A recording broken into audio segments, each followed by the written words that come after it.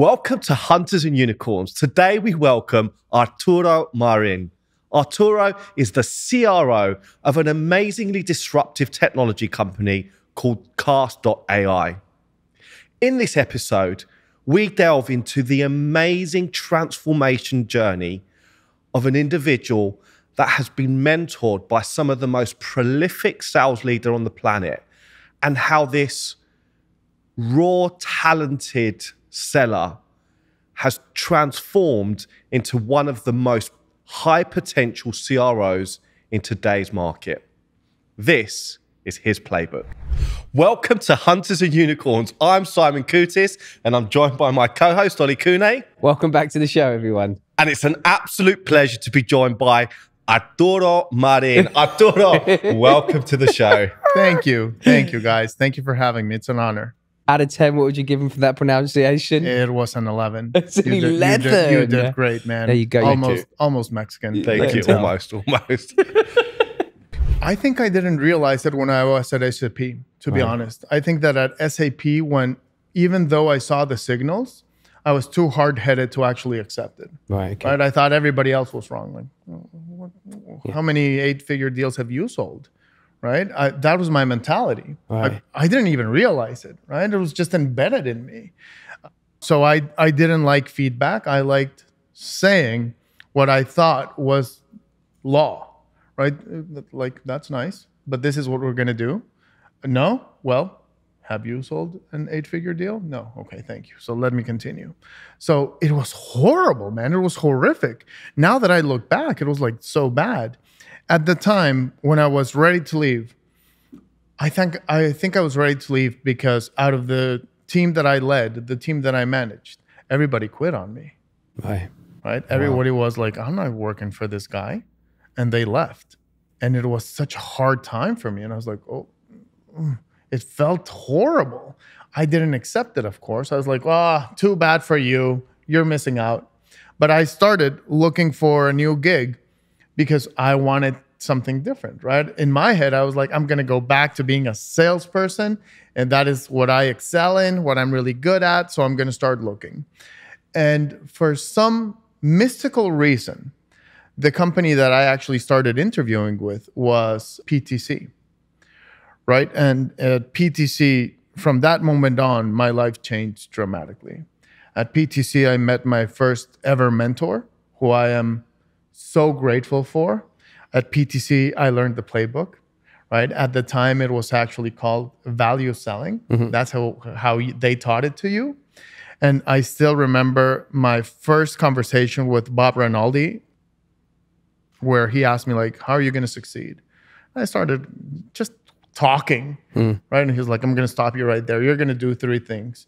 You're going to recruit the best talent. You're going to retain the best talent, and that will drive revenue.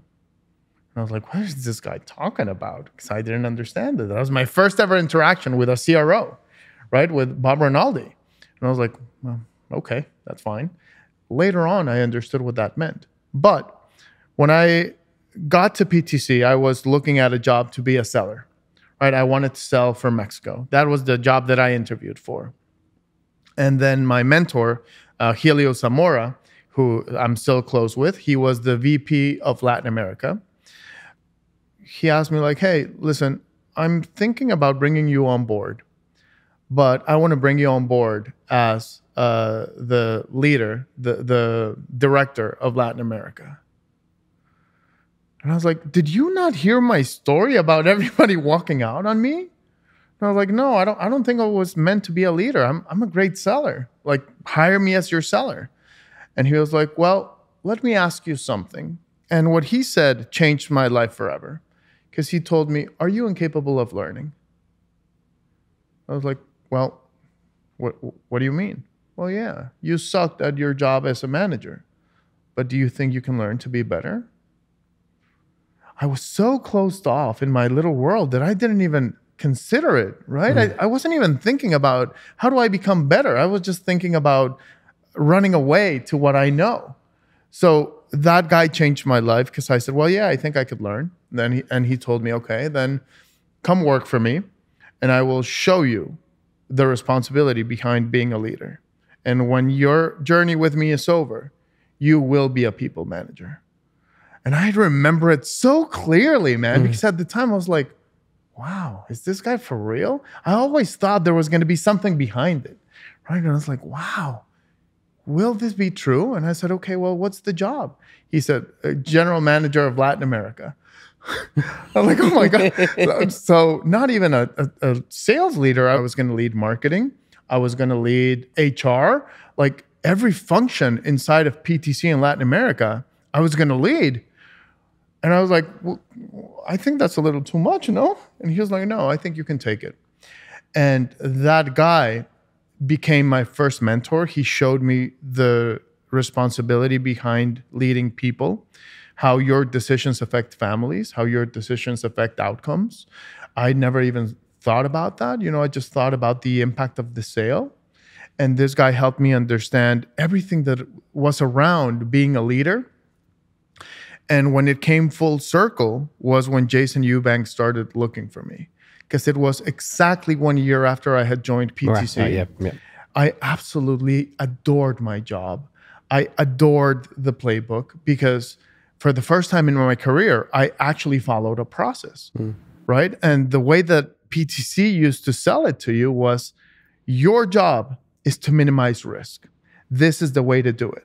You're going to follow all of these steps. You're going to figure out the 3 whys. You're going to do MEDDIC. You're going to do A, B, C, D, E, F, G. And all of this will reap great outcomes. And I just drank the Kool-Aid. And I was like, 100%, that's what I'm going to do. And that's what I pushed my team to do. So my team came extremely strong when it comes to the playbook. I think I became a great leader, or a good leader at least, a better leader than I was.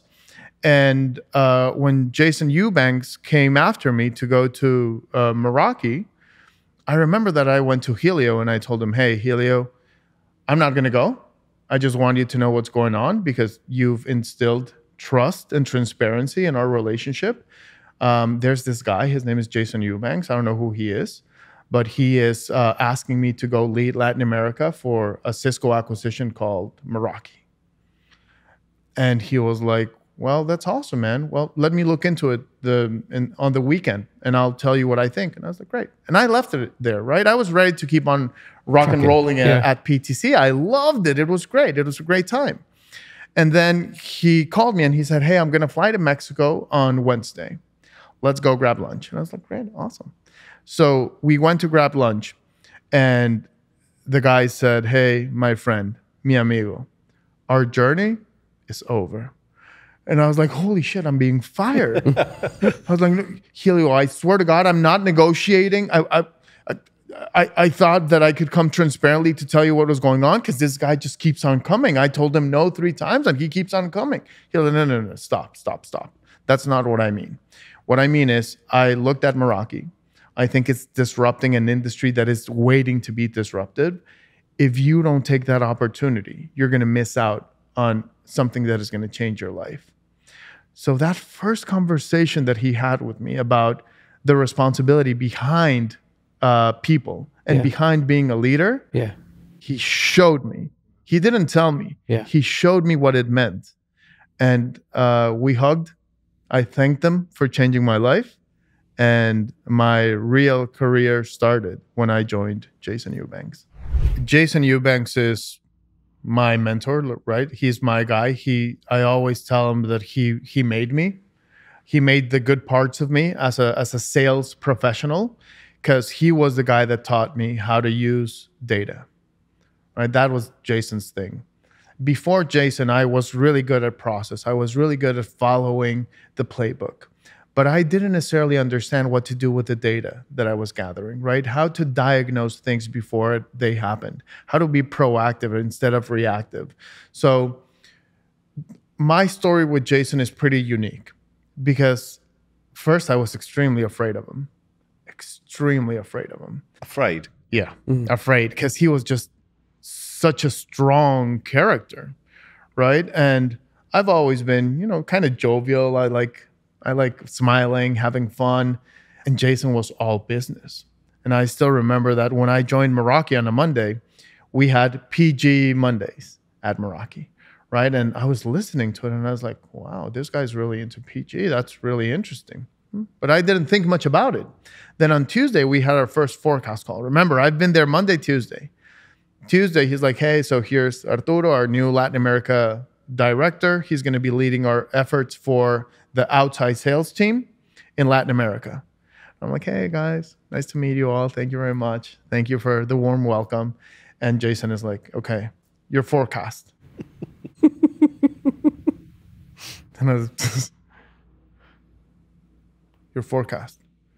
I was like, oh my God. I don't have it ready. He said, okay, then you can leave. Oh, wow. Oh, wow. And I was like, oh, what? Yeah. When you come to my forecast calls, come prepared. Do you know when I ever came back to a forecast call unprepared? Never again. Never. But that was his style, right? It was his work persona to let you know that it was not an option not to be prepared. At the time, I was just afraid of it because I had never been kind of pushed that way, right? So I remember that I left and this guy is so mean. And I called Helio, right? My guy at PTC. And I was like, oh, Helio, take me back. This is not for me. And I remember that he said, hey, listen, you got to learn, man. Evolve. Learn who you need to become now, right? This is an ever-changing role that you're going to have. Sales is like that. Now you have to learn from this guy. And I was like, oh, no, but he's just so tough. He was like, just do it. And you're going to learn a lot. And I was like, okay, then I'll do it. But I was ready to jump ship. I was so afraid. But that matured with time because next time I was completely prepared. The next times that we went to customer meetings, that he went to Mexico, or that we traveled together to go to customer meetings, I had everything that I knew he was going to ask of me. And the outcome of that was, first, we built a relationship of trust, right? I trusted Jason. It was also pretty interesting to see how he kept on being really tough on people that weren't prepared. And he was not tough on me at all because he knew that I would come prepared. I really feel that I was extremely blessed because from Ranaldi and Helio to Jason Eubanks, then Brian Isaac, Tom Schmidt, Phil Cody, a little bit of Dolly. It was already like a poker of just outstanding CROs. Yeah. That's great school, isn't it? Yeah. I think it's a good point to just reflect on that a bit. Obviously, if you had sellers, we obviously get a lot of salespeople that listen to this podcast naturally, but if you were to kind of give them some advice about the importance of choosing leaders and champions based on what you've just experienced, how that's helped you, just tell us a little bit about your experience and why that's so important. It's critical. It is critical. I don't think that when you're a young seller, you realize how important it is to surround yourself by mentors, right? Because they've gone through it. Yeah. They can guide you. They can tell you what you're doing wrong before you actually know you're doing something wrong. I wouldn't be in this chair if it wasn't for that first mentor that I had, Helio. I wouldn't be here, right? The guy changed my life. And when I talk to my sellers and to my teams, I always tell them the same thing.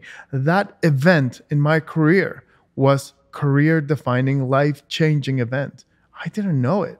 And he was my first mentor.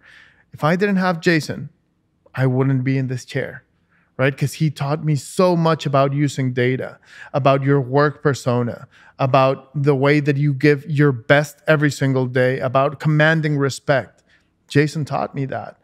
All the crew at App Dynamics, I was also forgetting Parm, who I didn't report to, but Parm was the guy that actually took me under his wing and taught me everything about App Dynamics, right? So if you look at it, I had Parm, I had Isaac, I had like all of these guys that came to become outstanding CROs, and every single one gave me something.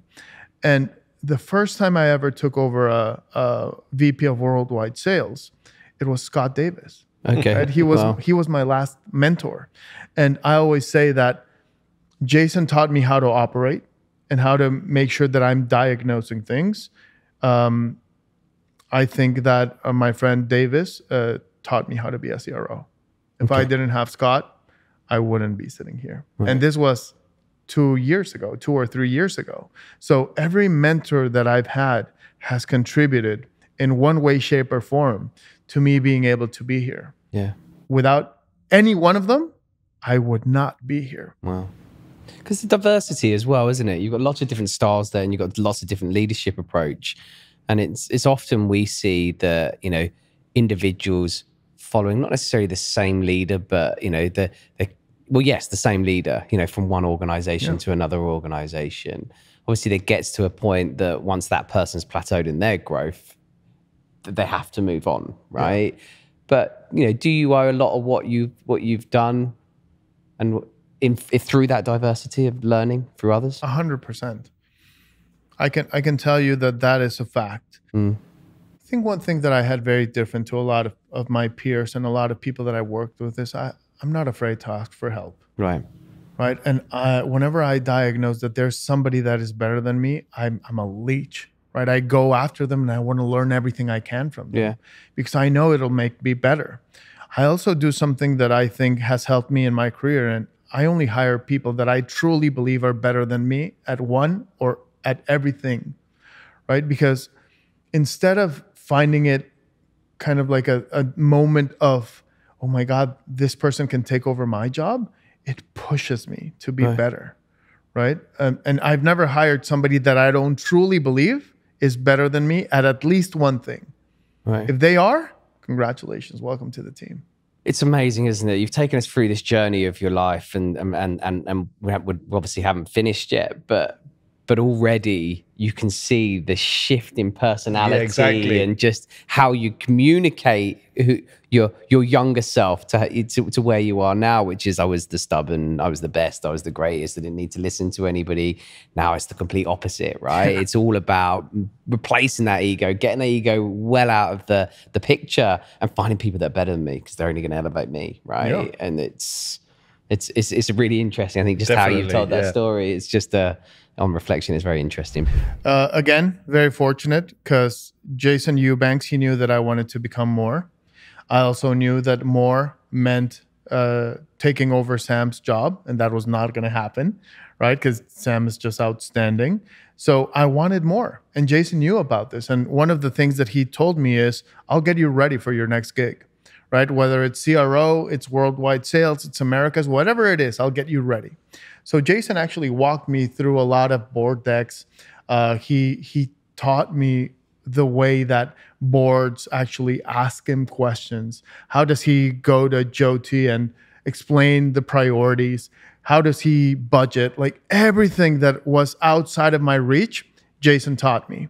And then Code Signal is a Menlo Ventures company, just as Harness, right? And that is where the connection happened. Gotcha. And I think that for me, when I moved to Code Signal as SVP of Worldwide Sales, it was mixed feelings, right? Because I was leaving Jason, who's my boy, he's my guy. I was leaving an amazing team, a team that showed me what real talent can do. And for the first time in a lot of times, I was not following a sales leader, right? I was going to report to a CEO. So that was completely new to me. And thankfully, as I joined, the CEO at Code Signal, he was like, hey, by the way, we're working with an advisor, and I think he's going to help you in your journey here. And I was like, great. Who is he? Scott Davis. Oh, amazing. And I'm like, well, he might be able to help. Yeah. And I think that Code Signal taught me a lot of great things. Number one is best culture I've ever been a part of. It was just outstanding. The way that Code Signal treats people and has complete transparency. I've never seen it before. But complete transparency means they would actually publish the board deck that we showed to the board, to the whole company, every single quarter.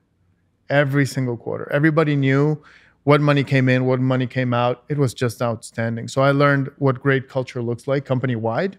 That is something I had never seen.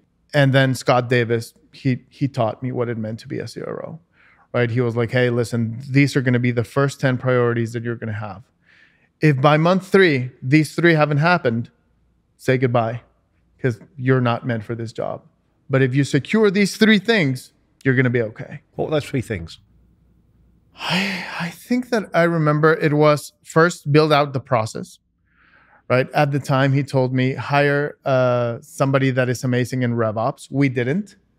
And that was a small problem because we had somebody very capable running sales ops, but not RevOps. And he said, follow your process. Make sure that you're following your process. Don't be afraid of PG, right? Don't be afraid to measure PG. Even if the numbers aren't there, if you don't believe it, nobody else will believe it. So those were the things. He also said revenue, right? You got to drive success.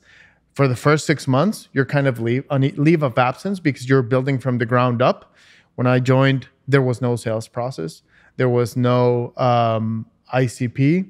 There wasn't anything. It was just founder-led sales and a couple of amazing salespeople that had achieved phenomenal growth. So we built the process from 0 to 100. And then we brought in amazing people. We brought in Jeremy Holland from People AI, who we crossed paths at App Dynamics, and who is now my VP of Americas at cast.ai. Amazing. So again, really keen to kind of continue the story, but cast.ai is where you are at present day. Yeah. We had one of your co-founders on earlier with us today, and it is an absolutely truly remarkable organization. What was really interesting is that the organization had invested a lot of time to really understand product market fit. Yeah. But what's amazing is that when you start to then blend product market fit with sales excellence, the impact that's having. And I just really want to get right to that intersection of the organization you inherited. Yeah. And even in a very, very short period of time, what you've been focusing on and what impact you're trying to drive in the organization right now. Yeah, I love that question.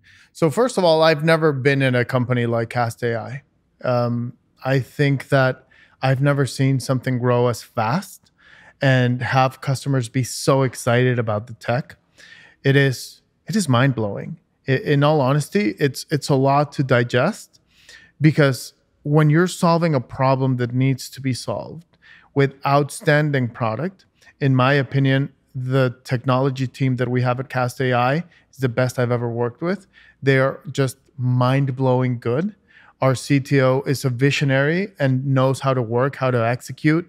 He understands really well the problem we're trying to solve and how to actually maximize the outcome for customers. And he is obsessed with customers loving our product, right? He jumps on calls every single day with customers, which is mind-blowing. I don't know how he does it, but he has that attitude of, I need to understand the pain points of my customers so that I can help them alleviate them. Yeah. Right. That is something outstanding. But also to create new problems, right? You spoke about the security aspect to it.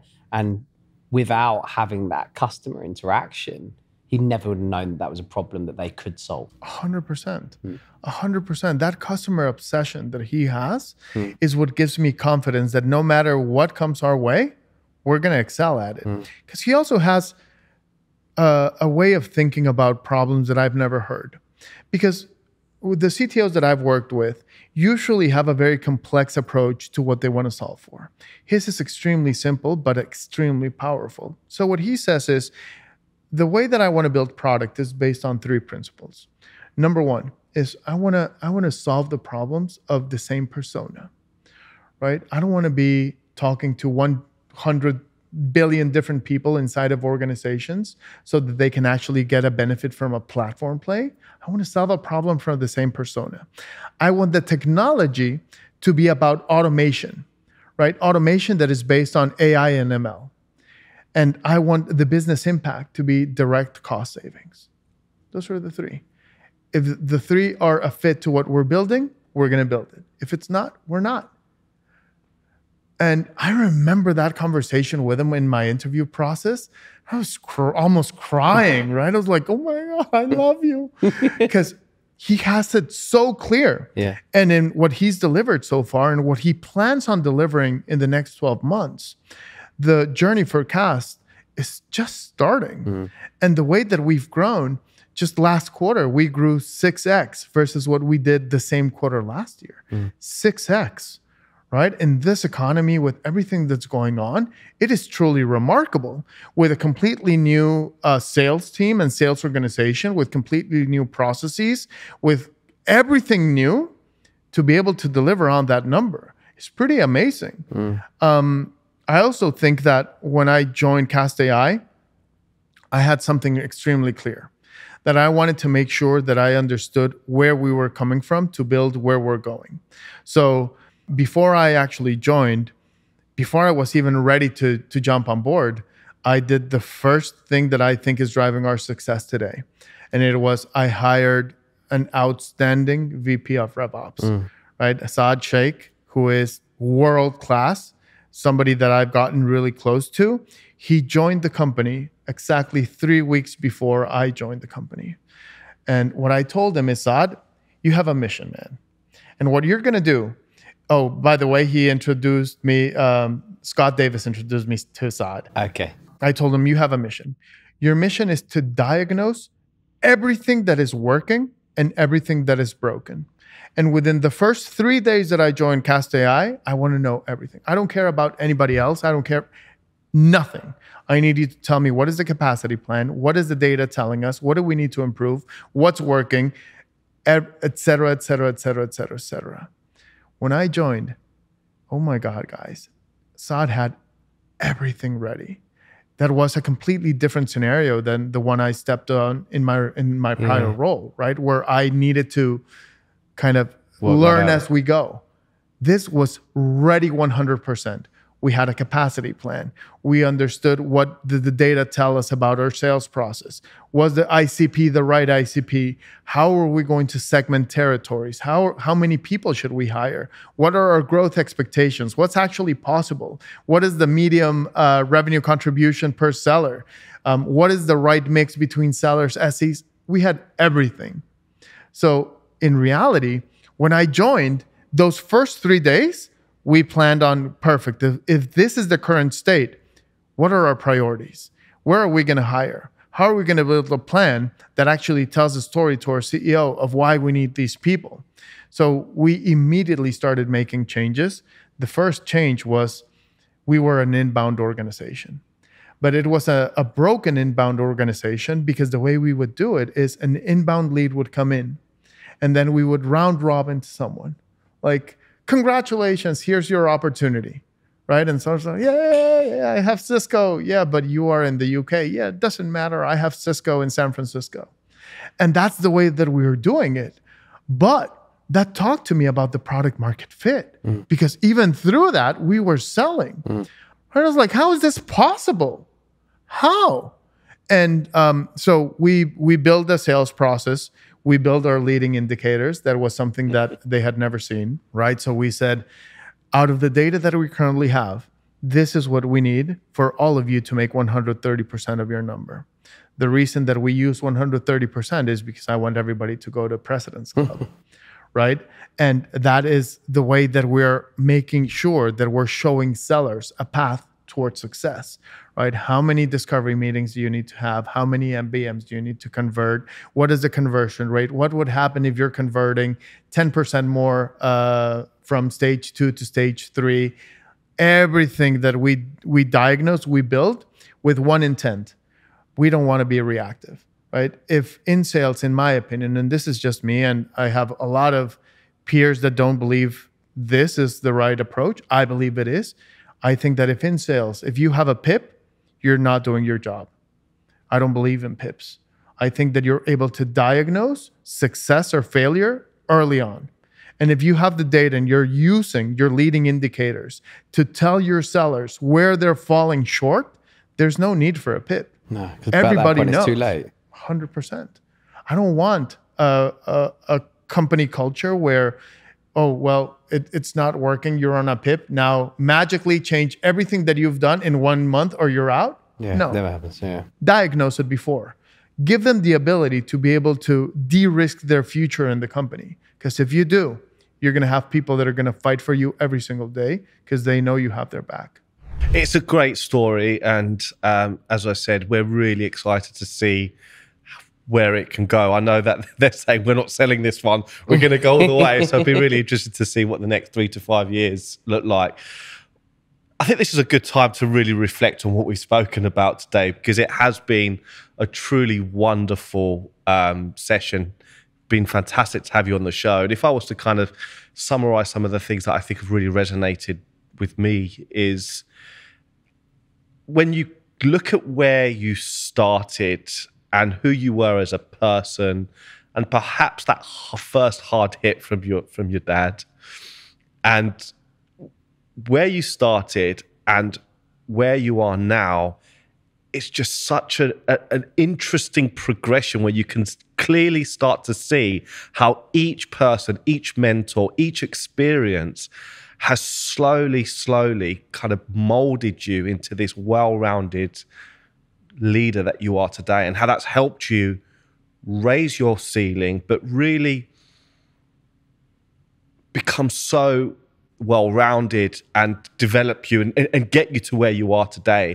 And I think it's a combination of who you are as a person, that innate nature of who you are as a person, but also the great champions and the mentors that have really helped you on your journey, and your ability to absorb and to redesign yourself and take all of that advice on to become who you are today. So it's been a really remarkable journey, a great story, and I'm sure that our listeners have taken and our viewers have taken lots from today's session. Thank you. Thank you very much. I couldn't agree more. And I think, just to add to that, I think what it will do for you as a leader, and what it's probably done for you as a leader, to be able to talk to, your younger selves and individuals that have got such huge potential, but with your experience and, having been through all these different stages, how you will be able to communicate and talk to those individuals and help them and support them, I think is going to be, a superpower that that is going to really serve you well. So yeah, it's been a really, really exciting, interesting journey and a really exciting future. So thank you so much for spending some time with us. Thank you, guys. I think that, first of all, it's a delight being with you both, meeting you both in person. Now I met two more famous people. I think that if I can share one reflection as well, is you can't be afraid of walking into the unknown. Right, I think that is one of the things that have made me different. Every time that I think that I've mastered or I've done a good enough job, or I feel that I can take on more, I've taken the leap of faith, right? And I've always been scared. Every single time I've been scared, but I've done it. I've seen so many people just get stuck where they are because they don't make that call. Right? I know that if I wouldn't have taken that opportunity at Meraki, where I said, great, time to go. And then at Harness, great, it's time to go. Even though I'm leading the #1 team in the company, I can take on more, I can do more. I've only been in enterprise sales in the US for 70 years, guys. Wow. And I've been able to take on a CRO gig. Hopefully, I continue learning, I continue becoming a good mentor and a good leader, and I continue growing. It's an inspiration for so many people, for sure.